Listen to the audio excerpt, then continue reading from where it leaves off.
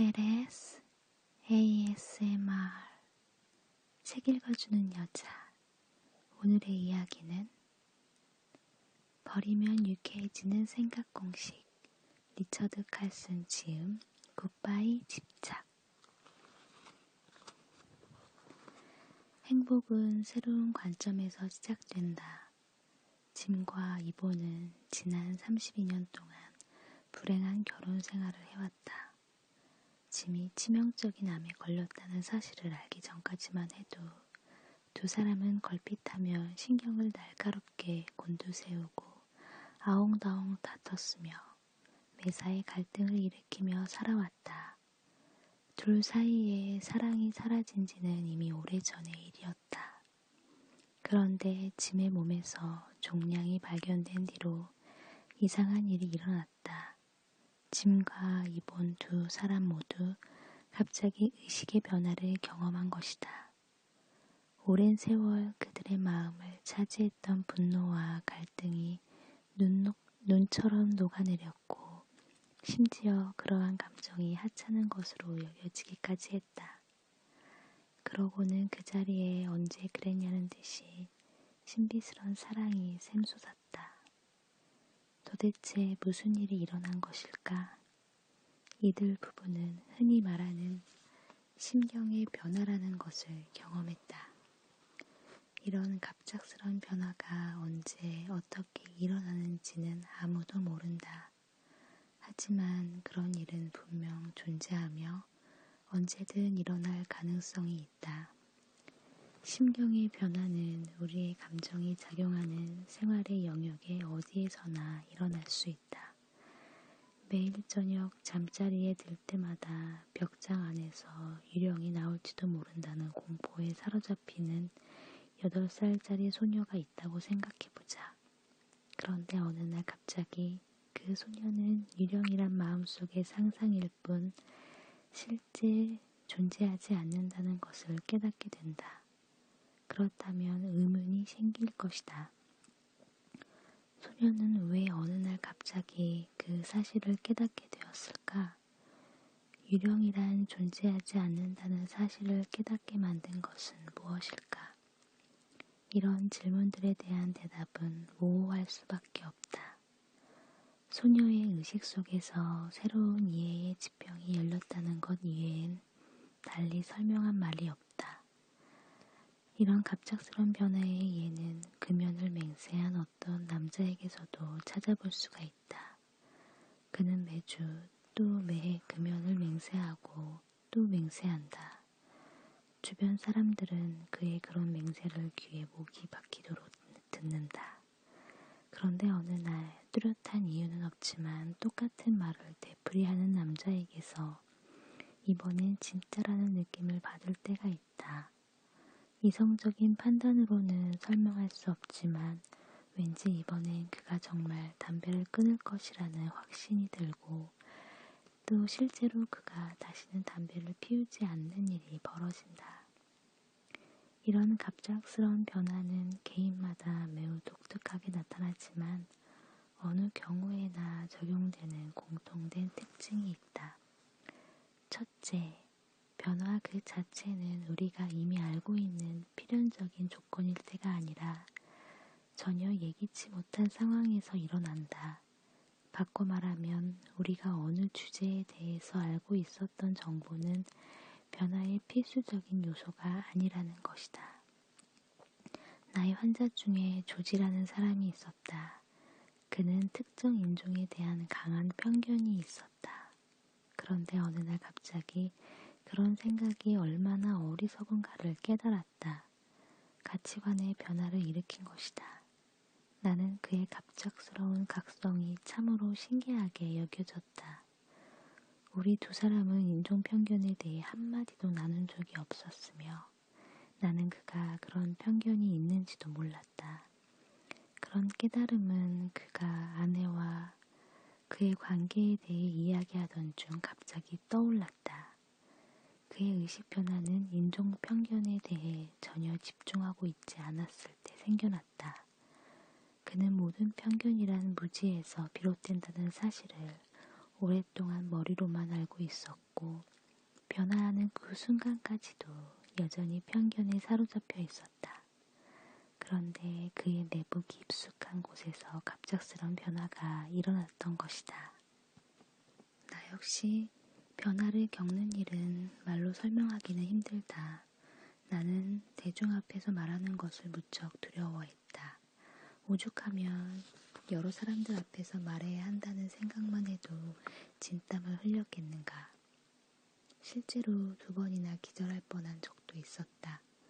그런데 어느 날 회의에 참석한 동료들과 점심을 먹던 중 내가 전혀 떨고 있지 않다는 것을 느꼈다. 어떻게 왜 그런 변화가 일어났는지 설명할 수 없다. 하지만 분명히 변화가 왔다. 그 뒤로 지금까지 나는 많은 사람들 앞에서 담담하게 말할 수 있게 되었다. 둘째, 갑작스러운 변화는 이따금 경쾌한 느낌이나 멋진 느낌과도 같은 영감으로 찾아온다. 이본과 짐 역시 자신들에게 찾아온 갑작스러운 변화를 마치 거대한 감정의 짐을 내려놓는 듯한 믿을 수 없는 안도 같은 것이라고 설명했다. 다른 많은 환자들도 그들과 유사한 느낌을 경험했다고 말한다. 자신들의 인생이 어느 날 갑자기 전환점을 맞아 어떤 강력한 힘에 의해 고양되어 있는 듯한 느낌이 들었다는 것이다. 이런 느낌을 자기 확신이라고 표현하기도 한다. 셋째, 갑작스러운 변화는 영구성을 지니고 있다.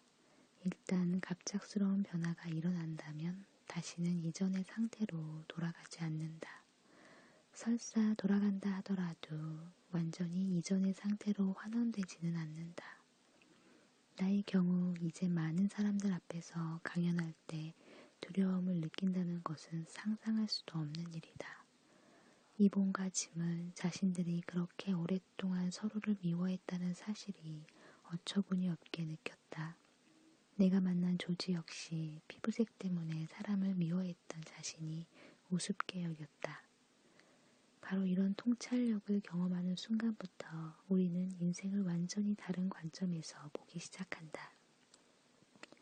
갑작스러운 변화에서 한 가지 흥미롭고 중요한 점은 이런 것이다. 즉, 갑작스러운 변화로 더 좋게 느껴지는 것과 삶의 외형이 더 좋아지는 것과는 아무 관계도 없다는 것이다. 예를 들면 어떤 여자가 돈에 대한 사고를 갑자기 바꾸었다고 해서 엄청난 부동산을 상속받거나 복권에 당첨된다는 뜻은 아니다. 다만 같은 사물이라도 새로운 관점으로 보기 때문에 변화를 경험하는 것이다. 그녀는 무엇을 보든 이제 돈 때문에 내면적인 갈등을 일으키지 않는다. 이본과 짐도 모처럼 회복한 사랑을 포기하지 않으리라는 것은 확실하다. 두 사람은 그 어느 때보다 더 돈독한 사랑을 하고 있다. 그와 마찬가지로 벽장 속에 유령이 있다는 걸 깨닫는 소녀는 더 이상 그런 환상에 빠지지 않는다. 유령이라는 것은 애초부터 존재하지 않았으니까. 이런 것이 바로 갑작스런 변화의 특성이다. 그 변화들은 외부적인 요인에서가 아니라 내부적인 요인에서 일어난다. 이 책은 가능성에 관한 것이다. 가능성에 대해 마음의 문을 활짝 열어야만 당신에게도 갑작스런 변화가 일어날 수 있다. 그리고 한결 기분이 좋아지고 더욱 즐거워지고 편안한 가운데 안정을 찾을 수 있다. 좀 더 행복해지기 위해서 당신의 인생이 꼭 변해야 한다는 것은 아니다. 단지 이전에는 되돌아보지 않았던 자신을 가끔 생각하게 되는 것만으로도 족하다. 그런 갑작스런 변화는 지금이라도 일어날 수 있으며 더욱 심화될 수 있다. 서약. 행복해지겠다는 결심. 행복이란 우리 각자가 만든 순간순간의 선택임을 이해했을 것이다. 행복하려면 먼저 행복해지겠다고 결심해라. 행복을 위한 서약부터 하지 않으면 안 된다. 행복의 기술을 익히는 일은 겉보기와는 다르다. 대부분의 사람들은 행복해지겠다는 결심을 자신들의 인생을 더욱 풍요롭게 만들겠다는 결심과 혼동하고 있다. 두 두 가지가 서로 연관이 있을지 몰라도 반드시 일치하는 것은 아니다. 많은 돈을 벌고 새로운 친구를 만나고 학위를 받고 좋은 직업을 가지고 결혼을 하고 원하는 것은 무엇이든 얻을 수 있는 사람도 불행을 느낄 때가 있다. 행복은 그 사람이 처한 환경과는 별도로 존재하기 때문이다. 이 책에서 반드시 이해해야 할 가장 중요한 점은 우리 자신의 생각만 바꾼다면 삶을 전혀 변화시키지 않고도 행복할 수 있다는 사실이다. 에머스는 모든 행동의 근원은 생각이다 라고 말했다. 우리 인생의 모든 것은 우리가 자신의 생각과 연결시키는 방법에 따라 이룬 결과이다. 즉, 우리가 생각하는 대로 된다는 이야기이다. 서약은 변화를 위한 강력한 도구이다. 서약을 하면 하지 않았을 때 종종 느끼는 불확실성을 제거해서 우리의 마음을 가볍게 한다. 이를테면 결혼도 하나의 서약이다. 한 쌍의 남녀가 결혼식에서 서약을 했다면 무슨 일이 일어나더라도 그것을 지켜나갈 것이라고 믿는 것은 당연하다. 결혼하기 전까지는 행여나 애인이 변심할까 불안할 수 있지만 결혼 서약은 그러한 불안을 씻어주고 새로운 희망을 안겨준다. 서약이 없이는 어떤 모험에서도 성공하기 힘들다. 식이요법을 하든 시험 공부를 하든 테니스를 배우든 아니면 새로운 사업을 추진하든 행복해질 것을 결심하든 서약은 하나의 중요한 단계이다. 만약 당신이 행복해지기 위해서 서약을 한다면 대충 이런 식이 될 것이다. 인생은 내 마음대로 되지 않는 것 투성이다. 다른 사람들과 그들의 선택, 사고, 결점, 고통, 고난 등을 내가 조절할 수 없다는 것이 너무나 많다. 그러나 이것이 나의 인생이니 나는 무슨 일이 있더라도 행복해지고 말겠다. 당신이 행복의 조건을 단다면 더는 행복을 느끼지 못하게 될 것이다. 어떤 특별한 결과로 인한 행복은 일단 그것을 얻고 난 뒤에는 똑같은 정신적 과정을 되풀이하게 된다. 아이만 생기면 행복할 것 같다던 여자가 아이를 갖고 나면 또 다른 소망이 생기는 것처럼 그녀는 아이가 어서 젖을 뗐으면 하는 또는 어서 자랐으면 나중에는 아이를 대학에 보낼 수 있을 만큼 충분한 돈이 있었으면 더 행복해질 거라고 생각하게 된다. 행복을 위한 서약에는 이런 전제 조건들이 모두 배제되어야만 한다. 이런 조건을 내세우는 대신 당신은 자신에게 이렇게 말을 해야 한다. 어떤 어려움이 있더라도 나를 행복으로 이끌어줄 정신적 과정들을 모두 이겨내고 말겠다. 행복해진다는 것이 항상 쉬운 일만은 아니다. 실상 행복은 인생의 가장 위대한 도전 중의 하나이다.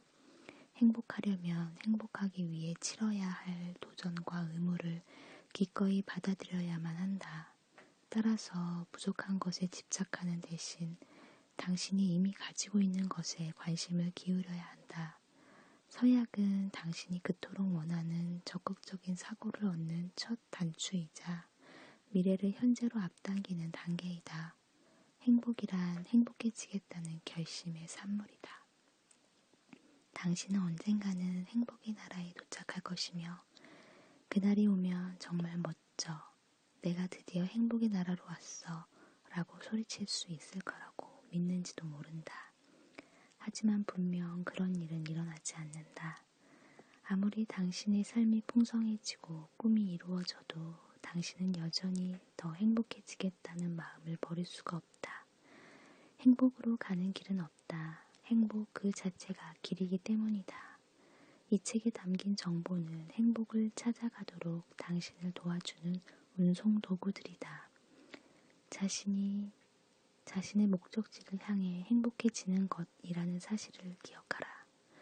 서약을 단단히 하고 이 책에 담긴 방법을 이용해서 목적지로 향하라. 자, 그러면 출발. 사소한 생각은 무시하라. 우리는 모두 끊임없이 생각한다. 생각한다는 것은 좋은 일이다. 만일 우리에게 생각하는 능력이 없다면 삶의 의미를 찾을 수 없을 것이다. 따라서 당신이 끊임없이 생각한다는 사실을 깨닫는 것 또한 중요하다. 그런 것쯤 이미 알고 있다고 섣불리 단정 짓지 말라. 다른 사람들과 마찬가지로 당신 역시 의식하지 못하고 있으니까. 숨쉬는 일을 생각해보라. 내가 이렇게 말하기 전까지 당신은 숨을 쉬고 있다는 사실을 의식하지 못했을 것이다. 숨쉬기란 너무나 당연하고 자연스러운 것이라 평상시에는 숨을 쉬고 있다는 사실조차 잊기 쉽다. 생각하는 건 역시 마찬가지이다. 우리는 언제나 무언가를 생각하고 있기 때문에 그러한 사실 자체를 새삼 의심하지도 않는다. 생각하는 일은 눈에 보이는 것이 아니기 때문에 더욱 그렇다. 하지만 숨쉬는 일과는 달리 우리 자신이 생각한다는 사실을 잠시라도 잊게 되면 우리의 삶에 불행이나 우울증 같은 심각한 문제가 초래될 수 있다. 생각은 느낌과 마찬가지로 언제나 우리에게 되돌아오기 때문이다. 우리의 감정은 지금 이 순간 우리가 생각하는 것의 결과이다. 다시 말해 우리가 무슨 생각을 하느냐에 따라 느낌이 결정된다. 만일 당신이 이 책을 읽으면서 너무 단순한 얘기잖아 라고 생각하면 칼슨 박사가 생각하는 것보다 심각한데 말씀이야 라고 생각한다면 당신은 지금 이 순간에도 내 말에 회의적이고 비판적인 느낌을 가질 것이다. 이것은 우연이 아니다. 당신이 나에 대한 이런 생각을 하기 전에는 아무런 비판적인 느낌도 없을 테니까 말이다. 당신의 생각이 회의적인 느낌을 갖게 한 것이지 내가 한 말이 그렇게 만든 것은 아니란 이야기다.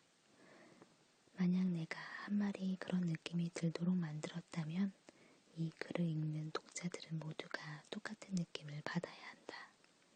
하지만 그들 모두가 그렇지는 않다. 조간신문을 읽다가 어린 소녀가 불타는 건물에서 구출되었다는 기사를 발견했다고 가정하자. 우리는 기사를 읽고 정말 다행이구나 라고 생각한다. 이런 생각을 하자마자 우리는 감정이 고양되는 것을 느낄 수 있다.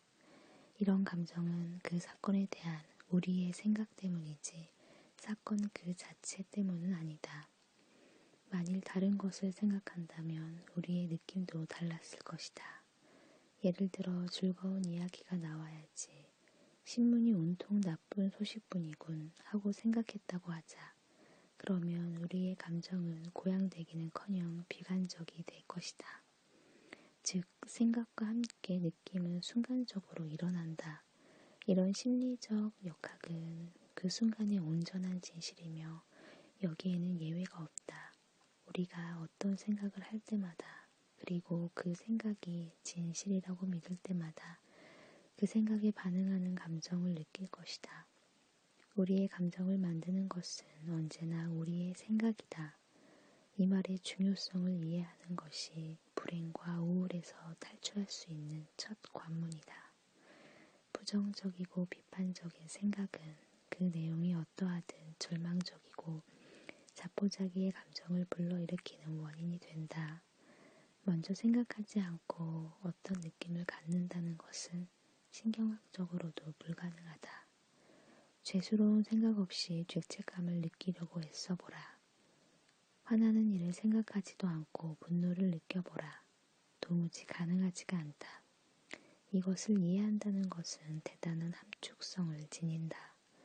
만약 당신이 불행하다고 느낀다면 그것은 당신의 삶이나 환경이나 유전적인 성격이나 모든 것이 성격 때문이 아니라 단지 생각 때문인 것이다.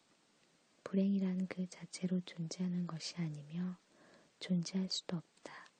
불행은 부정적인 생각에 동반하는 느낌이다. 따라서 부정적인 생각을 하지 않으면 불행도 존재하지 않는다. 인간을 불행하고 우울하게 만드는데 생리적 요소가 전혀 관계가 없다고 말하는 것은 아니다.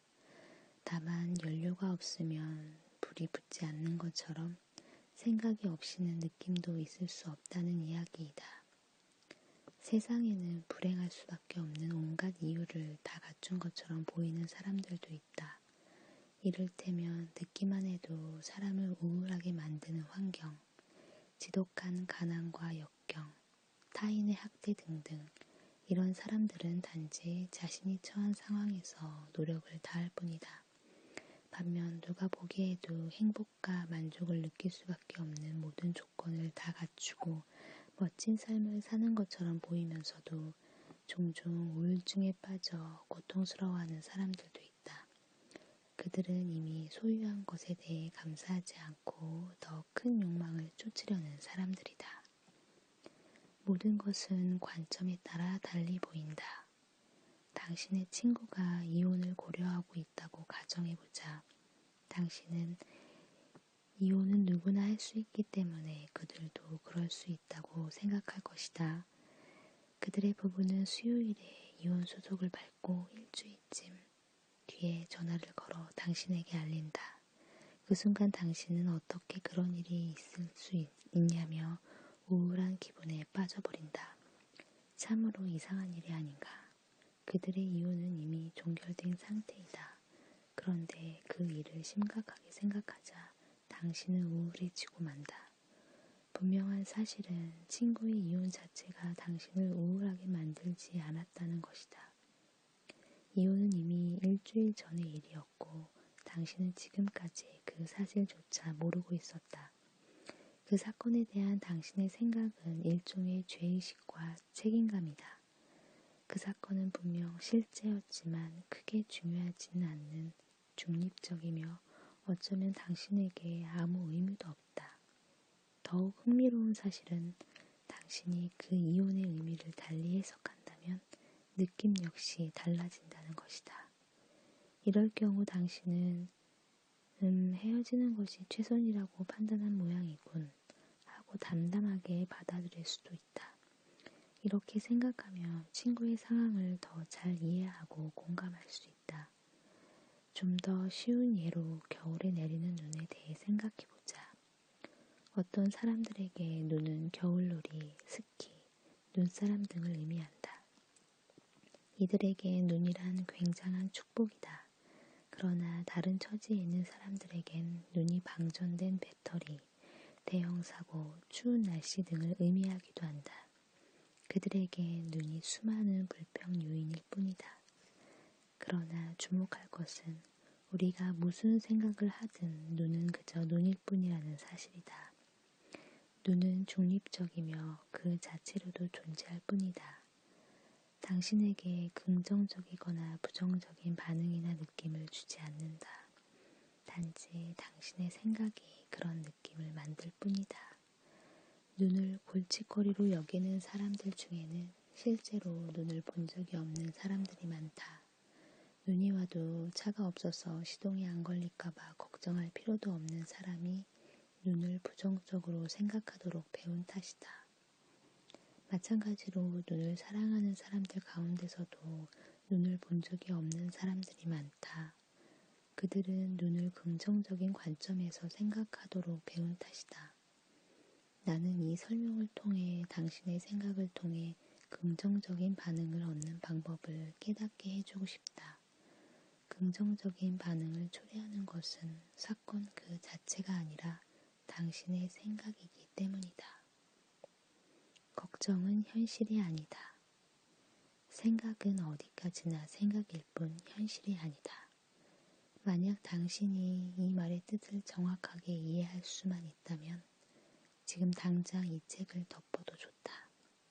왜냐하면 당신은 자신의 인생을 행복하게 보낼 수 있는 법을 깨닫고 마음을 놓을 수 있기 때문이다.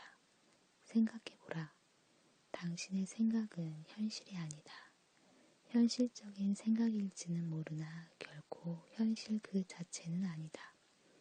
생각이란 어떤 사건을 마음속으로 그리거나 떠올리기 위해 상상력을 이용하는 것을 말한다. 예를 들어 당신이 야구 경기를 본 뒤 차를 몰고 집으로 돌아가면서 야구 경기에 대해 생각한다고 하자. 당신은 이때 단지 그 야구 경기를 기억하는 것뿐이다.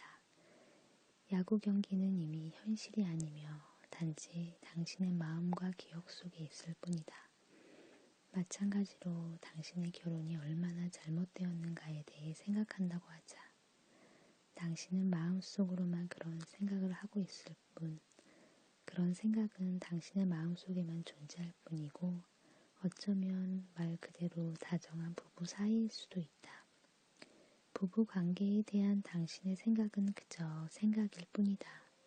사실이 한층 나쁘게 보이는 이유는 우리의 마음이 과거의 일을 재창조하고 앞으로 일어날 일들을 미리 예단함으로써 무언가가 마치 당신 눈앞에서 벌어지는 것처럼 생각하기 때문이다.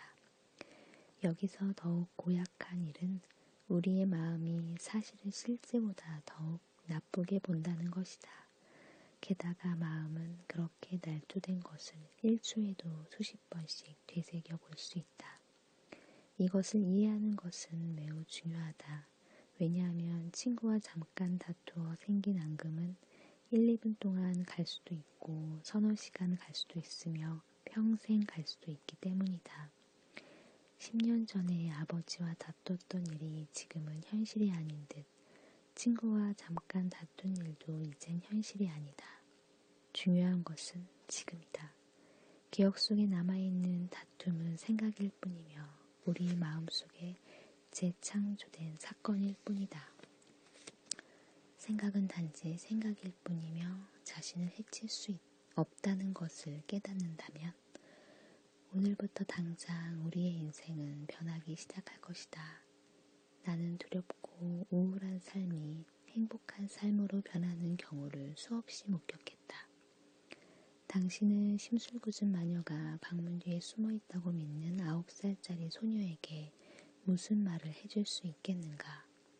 소녀를 매주 당신의 집으로 불러 상상하는 마녀에 대해 자세히 설명하도록 하겠는가? 소녀가 계속 그런 생각을 하도록 내버려 두겠는가? 아마도 당신은 소녀에게 마녀란 실제로는 없으며 단지 상상 속에만 있는 것뿐이라고 말할 것이다. 한 걸음 더 나아가 소녀가 내 인생은 실패해요. 아무도 날 좋아하지 않아요. 사는 재미가 하나도 없어요. 죽고 싶어요. 라고 말했다고 하자. 이럴 땐 무슨 말을 할 수가 있을까? 당신은 소녀에게 이러한 생각은 단지 생각일 뿐임을 깨닫게 하려고 애를 쓸 것이다. 나라도 그렇게 할 것이다. 그런 생각은 소녀의 마음속에만 있을 뿐 다른 곳에는 존재하지 않는다. 만일 그 9살짜리 소녀가 당신의 말뜻을 이해하고 다른 시각을 갖게 된다면 자신이 만들어낸 부정적인 생각을 현신이라고 믿는 것보다는 분명 나아질 것이다. 만약 소녀가 자신의 모든 생각을 그런 식으로 연결시킬 수만 있다면 얼마나 멋진 일이 되겠는가. 기분은 생각에 따라 달라진다. 우리는 스스로 생각할 수 있다. 이 말은 너무나 당연한 소리처럼 들린다. 하지만 이 책을 조금만 더 읽어보면 우리가 지금까지 그런 중요한 사실을 잃어버리고 있었음을 깨닫게 될 것이다. 우리는 끊임없는 생각을 통해 인생의 경험을 만들어가고 있다. 그러나 우리의 생각과 우리 자신은 서로 너무 가까운 사이라서 우리가 해로운 생각을 한다는 사실을 잊기가 쉽다. 예를 들면 이런 경우이다. 한 신사가 상담실에 오자마자 불평을 토해내기 시작했다. 상사 때문에 미칠 지경입니다. 직장이 싫어요. 동료들도 싫습니다. 아무도 내가 하는 일을 달갑게 생각하지 않아요. 정말이지 분노가 치밉니다. 내가 자신의 생각이 그런 분노를 일으키는 것이라고 설명하자. 그는 다시 말했다. 칼슨 박사님, 전 항상 화를 내긴 하지만 일부러 화를 내려고 생각한 적은 한 번도 없습니다. 그가 어떤 착각에 빠졌는지 알겠는가? 그는 그냥 가볍게 생각하는 것과 심사숙고하는 것이 다르다고 믿는 것이다. 비록 일부러 몇 시간씩 자신의 비참한 처지를 곱씹지는 않더라도 그는 끊임없이 부정적인 생각을 해왔다. 그는 자신을 괴롭히고 짜증나게 하는 자질구레한 일들을 생각하느라고 거의 모든 시간을 낭비했다. 그런 부정적인 생각들이 우울한 감정을 초래하는데도 그는 자신이 그런 생각을 한다는 사실조차도 모르고 있었다. 그는 말하자면 자기의 생각의 희생물이었다. 그 자신이 생각하는 사실조차 깨닫지 못했으니 그 생각에서 비롯된 느낌을 알 리 없을 것이다. 그는 우울한 느낌이 직장 동료들에게서도 비롯된 것이라고 생각했다. 나와 상담을 하는 동안에도 그는 그런 생각을 하는 당사자가 자신이라는 사실과 그런 생각들이 바로 불행의 원인이라는 것을 깨닫지 못했다. 자신이 부정적인 생각의 저자이며 연출자이며 희생자임을 여전히 모르고 있었다. 그러나 일단 깨닫고 나자 그는 곧 놀라운 통찰력을 지니게 되었다. 자신의 생각에 대해 화를 내는 것은 자신에게 쓴 고약한 편지를 읽고 기분이 상하는 것과 같습니다. 인생의 대부분을 울분으로 보냈다는 그가 내게 한 말이다. 우리가 생각하는 것들은 스스로 만들어낸 것이다. 또한 그런 생각으로 우리를 화나게 만든 사람도 우리 자신이다. 이런 중요한 사실을 일단 이해하고 나면 자신의 생각에 의해 분노하고 괴로워하며 두려워서 침울해지는 것이 어리석은 일로 느껴진다. 부정적인 늪에서 빠져나오는 방법은 단 한 가지밖에 없다.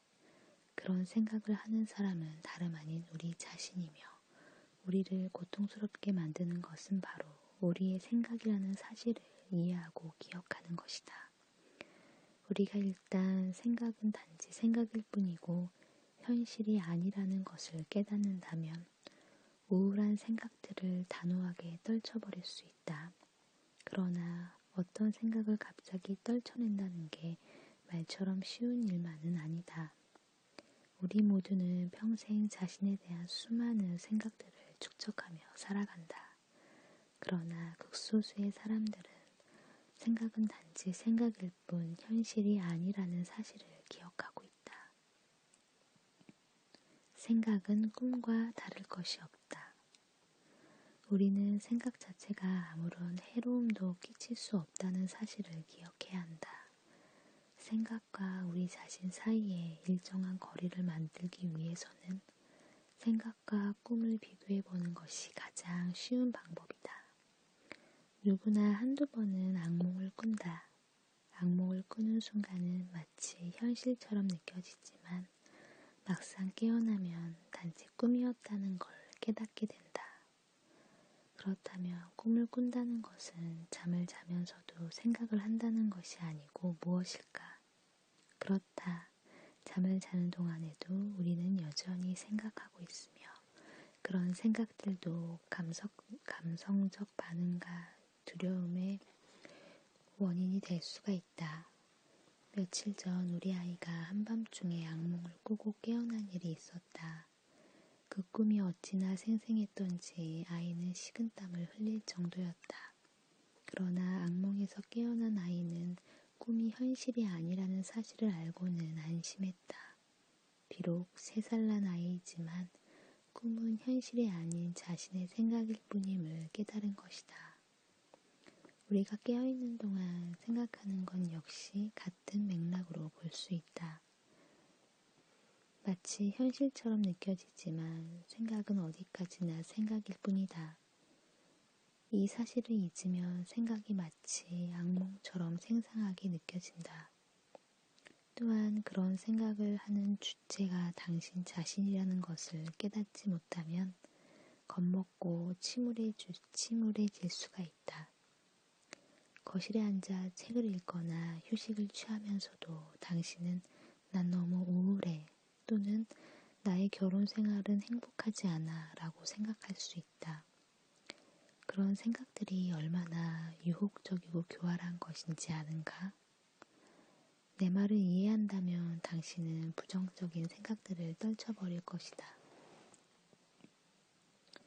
덕분에 기뻐할 것이다. 설사 그런 생각들을 따라가더라도 당신이 자신에게 저지르는 일을 살펴가며 쫓아갈 것이다.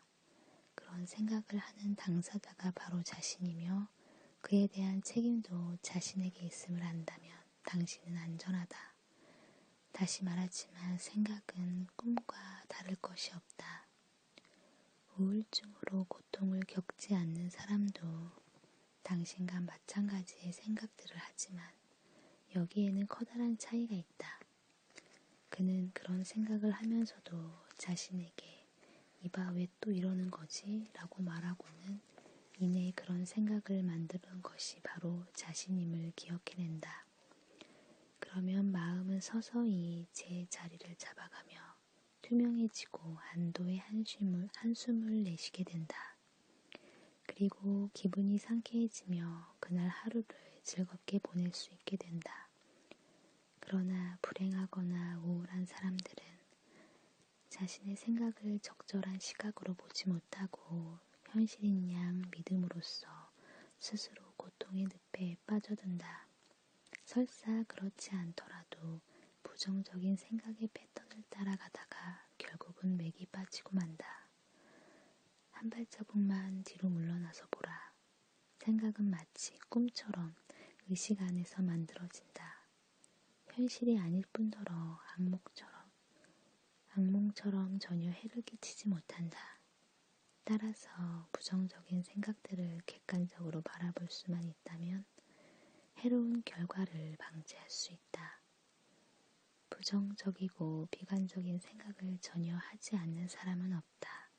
하지만 그것들을 내가 얼마나 심각하게 받아들이고 있는가 라고 자문해 보기 바란다. 우리의 생각이 발휘하는 힘은 우리 스스로 부여한 것일 뿐이다. 문제의 해답은 생각은 단지 생각일 뿐이고 현실이 아님을 이해하는 데 있다. 인생은 생각이 아니라 즐기는 것이다. 긍정적인 생각이 부정적인 생각보다는 낫지만 긍정적인 생각만으로 우울증을 완전히 몰아내긴 어렵다.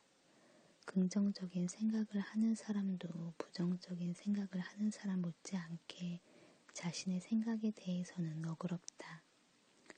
생각을 그 자신이 하는 것이 아니라 자신에게 일어나는 것이라고 믿는 한 그렇다는 이야기이다. 미묘하지만 이것이 바로 핵심이다. 긍정적인 생각 역시 생각일 뿐이다. 좀 더 멋져 보이긴 하지만 생각이라는 것에는 변함이 없다. 그러나 언제나 긍정적으로 생각해야 한다고 믿는 당신 마음에 부정적인 생각이 침투했을 때는 어떻게 할 것인가?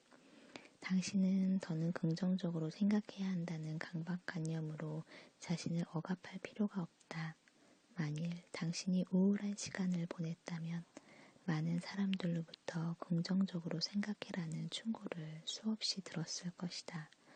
그러나 불행하게도 우울증에 걸려보지 않은 사람들은 우울증에 걸렸을 때 긍정적으로 생각하기가 얼마나 어려운지 알지 못한다. 긍정적인 생각은 별다른 노력 없이 자연스럽게 나온다. 또한 부정적인 생각이 당신을 해칠 수 없다는 사실을 알아가는 자연스러운 과정이다. 여기에서는 당신과 생각과의 관계를 지금까지와는 전혀 다르게 제시한다. 즉, 당신은 어떤 생각이든 너무 진지하게 받아들이지 말아야 한다. 세상을 살다 보면 부정적인 생각이 들 때도 있다. 그럴 때 자신에게 이런 또 엉뚱한 생각을 하고 있군 하고 가볍게 넘어가라는 이야기이다. 그러면 부정적인 생각이 당신 마음에 선명한 인상을 남기지 못할 것이다. 이렇게만 할 수 있다면 부정적인 생각들이 당신 마음속으로 침투하는 것을 막아낼 수가 있다.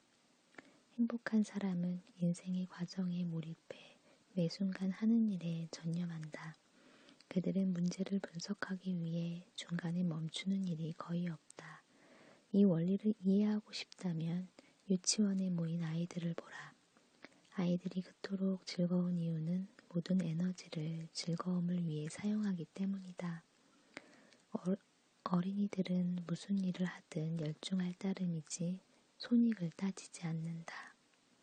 아이들이야 심각한 문제를 가진 어른들과는 다르지 라고 생각하지 말라. 아이들에게도 어른만큼 심각한 문제들이 있다. 다만 그들의 나이에 맞는 문제들일 뿐이다.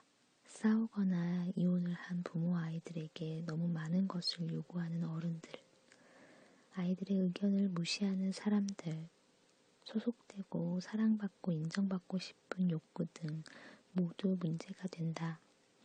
어른이든 아이든 행복의 수치는 그들의 문제가 얼마나 현실적인가에 달려있지 않다. 다만 그런 문제에 얼마나 많은 관심을 기울이냐에 달려있을 뿐이다. 만약 당신이 인생에 대해 끊임없이 분석하고 손익을 따진다면 무엇을 하든 오류를 발견할 수밖에 없다. 수많은 사람들이 자신의 이런 친밀함을 곧잘 자랑하기도 한다. 그러나 이렇게 했더라면 내 인생이 한결 나아졌을 텐데 라는 생각을 계속한다면 자신의 생각에 또다시 말려들고 말 것이다. 한 가지 생각은 다른 생각으로, 그리고 다른 생각은 또 다른 생각으로 계속 꼬리를 문다. 이것은 당신이 자신의 문제들을 얼마나 부정적으로 다뤄왔는지를 말해줄 뿐만 아니라 깊은 수렁에 빠지게 만든다. 진정한 행복이란 분석적인 마음을 잠재우고 쉬게 할 때 비로소 생기는 법이다. 아이들을 보라. 그들이 보고 배우는 방법을 오히려 어른들이 배워야 하지 않을까? 생각은 강물에 떠내려가는 나뭇잎이다. 강가에 앉아 강물에 떠내려가는 나뭇잎을 바라본 적이 있는가? 나뭇잎 하나하나는 독립적이지만 강물 때문에 하나로 연결되어 있다. 우리는 그런 나뭇잎들 사이에 그 시야에서 사라질 때까지 떠내려가는 것을 바라볼 수 있다. 우리의 생각도 똑같은 맥락에서 바라볼 수 있다. 우리의 의식은 꼬리에 꼬리를 물고 생각들을 만들어내지만 우리가 어떤 특별한 생각에 초점을 맞출 때에만 그것은 가시적인 현재가 된다. 그렇지만 당신이 다른 곳에 관심을 기울이면 그 생각도 마음에서 자취를 감추게 된다. 생각은 이렇게 오락가락한다. 그리고 그 오락가락하는 생각들 때문에 삶이 피곤해진다. 그러나 일단 그런 생각들을 하는 주체는 당신 자신이며 마음이 자아내는 것은 현실이 아닌 생각일 뿐이라는 것을 이해하고 나면 당신은 더는 자신의 생각에 영향을 받지 않게 된다. 자신의 생각에 사로잡히는 대신 객관적인 시각으로 바라볼 수 있게 되었을 때 당신은 우울증에서 해방될 수 있다. 당신의 생각은 끊임없이 계속되며 살아있는 한 끝나지 않는다. 하지만 부정적인 생각에만 관심을 집중할 때에는 어떤 일이 벌어질지 정확하게 이해할 필요가 있다. 상식적으로 판단해 다음 질문에 대답해보라. 만일 부정적인 느낌이 부정적인 생각에서 나온다면 인생의 부정적인 부분을 지나치게 분석하는 것을 막는 최상의 방책은 무엇일까? 만약 당신이 잘못된 일에 집착하며 골칫거리를 생각하는데 너무 많은 시간을 소비한다면 다음 두 가지 일이 일어날 것이 확실하다. 첫째, 당신은 자신의 문제에 관한 한 전문가가 될 것이다. 그러나 문제 해결의 전문가가 아니라 문제를 설명하는 데에만 전문가일 뿐이다. 심리치료사들은 당신이 이뻐서 죽을 지경일 것이다. 둘째, 당신은 우울증에 빠지거나 적어도 사기가 떨어질 것이다. 이것은 관심을 기울이면 생각도 커진다는 기본 법칙에 의거한다. 한 곳에 관심을 집중하면 할수록 생각은 마음속에서 더욱 확대되고 점점 중요하게 자리 잡는다. 지금 당신을 괴롭히는 것에 대해서 생각하고 당신이 대답한 것을 검토하면서 더 자세히 설명할 것을 요구하며 또 다른 문제가 있는지를 조사한다. 그러나 그것은 당신을 더 깊숙한 고통으로 끌고 들어갈 뿐이다. 이처럼 당신이 문제에 대해 더 자세하고 특별하게 알면 알수록 더욱 심각해진다. 몇 초 전까지만 해도 자신이 지닌 문제에 대해서는 생각하지도 않았던 당신이 나의 도움을 받아 갑자기 무슨 일이 난 것처럼 고통스러운 일들을 토해내기 시작한다. 하지만 그것들은 당신 마음속에서 일어난 것일 뿐 현실은 아니다. 진짜 문제가 무엇인지 아는 것은 물론 중요하다. 그러나 문제 해결을 위한 지식은 잠깐이면 된다. 이미 끝난 상황이나 이를 끝없이 생각하는 것과는 별개의 일이다. 당신의 느낌은 당신의 생각에 의해서 결정된다는 걸 기억하라. 부정적으로 생각할수록 더욱 안 좋은 느낌에 사로잡힌다. 다시 강조하지만 내 말을 믿을 것인가 말 것인가 하는 결정은 당신의 상식에 의지하라고 권하고 싶다. 환자의 부정적인 감정들을 추적하고 연구 분석하는 것도 좋은 치료 방법이긴 하지만 나는 오히려 상식적인 판단이 더욱 좋은 치료법이라고 생각한다. 과거 여러 해 동안 부정적인 감정들을 추적하며 치료를 받아온 환자들 중에서 처음보다 좋아진 사람은 거의 없고 오히려 나빠진 사람들이 더 많다. 나는 당신 자신에게 또는 당신을 치료하는 심리치료사들에게 물어보라고 권하고 싶다. 문제점 분석은 언제 끝나나? 얼마나 더 해야 충분한가? 나는 언제쯤 행복해질까? 만약 당신이 부정적인 생각을 현실로 믿거나 또는 그 중에서도 가장 나쁜 생각에 집중하도록 강요한다면 더욱 많은 문제들과 직면하게 될 것이다. 생각을 많이 하면 할수록 그 생각들은 더 중요해 보일 것이며 해결해야 할 것들도 더 많아진다. 부정적인 생각에 따른 느낌은 당신을 더욱 침울하게 만들 것이다.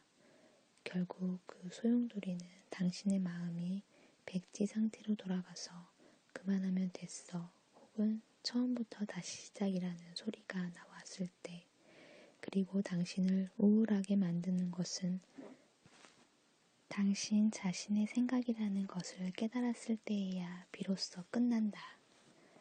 집착하는 마음을 버려라. 우울증에서 벗어나기 위해서는 스스로 편안하게 대할 수 있어야 한다. 고통의 원인이 자신의 생각 탓임을 인정하려면 대단한 겸손이 필요하기 때문이다. 자신의 생각이 우울증을 초래한다는 사실을 깨닫기 전에는 모든 불행이 타인들과 환경 탓이라고 비난하기가 쉽다.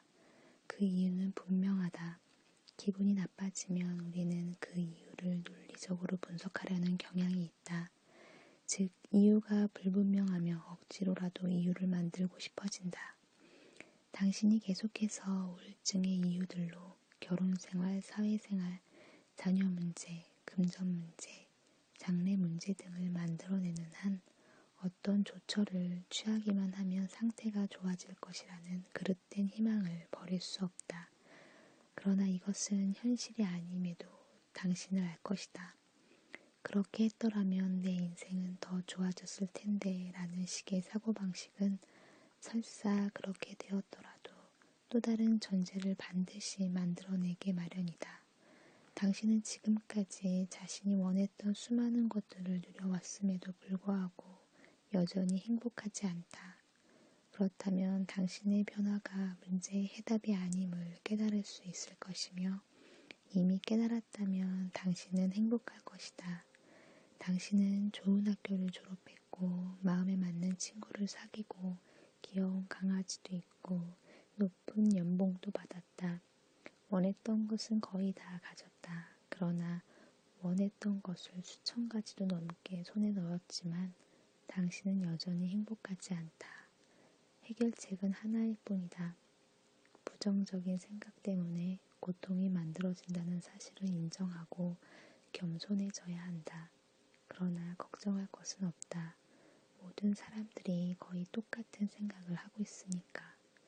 이런 진실을 빨리 알면 알수록 당신은 더욱 행복한 생활을 할 수가 있다. 아무리 깊은 우울증에 빠지더라도 그 원인이 당신의 생각이라는 사실을 깨닫고 겸손하게 받아들이는 순간 당신은 자유로워질 수 있다. 당신이 침체의 늪에 빠졌을 때 최악의 처방은 계속 그 생각만 하는 것이다. 특히 침체의 늪에 빠진 이유들은 생각하면 할수록 더 상황을 더욱 악화시킨다. 마치 타오르는 불길에 기름을 끼얹는 행위나 다름없다. 하지만 누구라도 침체의 수렁에 빠졌을 때 거기서 빠져나오기란 쉽지가 않다. 그러나 아무리 어렵더라도 그냥 침체의 늪에 빠진 이유들을 생각만 하는 것과 그렇게 부정적인 생각을 하는 것이 고통의 원인임을 아는 것은 커다란 차이가 있다. 일단 부정적인 생각을 하는 것이 자신에게 해롭다는 것을 깨달았다면 그렇지 않으려고 애쓰는 건 당연한 일이 아니겠는가? 생각과 느낌 사이의 메커니즘을 이해한다면 생각을 접을 줄도 알아야 한다.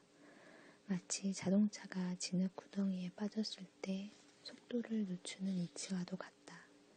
진흙 속에서는 속도를 늦춰야만 자동차가 빠져나온다는 사실을 터득하지 못한 사람은 생각 없이 엑셀을 최대한 힘껏 밟는다. 그러나 바퀴 회전수와 진흙 속의 속성을 잘 아는 사람은 요령껏 엑셀을 조심스레 밟는다. 그는 엑셀을 세게 밟으면 밟을수록 바퀴가 점점 더 깊이 빠진다는 사실을 알고 있기 때문이다. 우울증에 빠져나오는 원리도 이와 같다.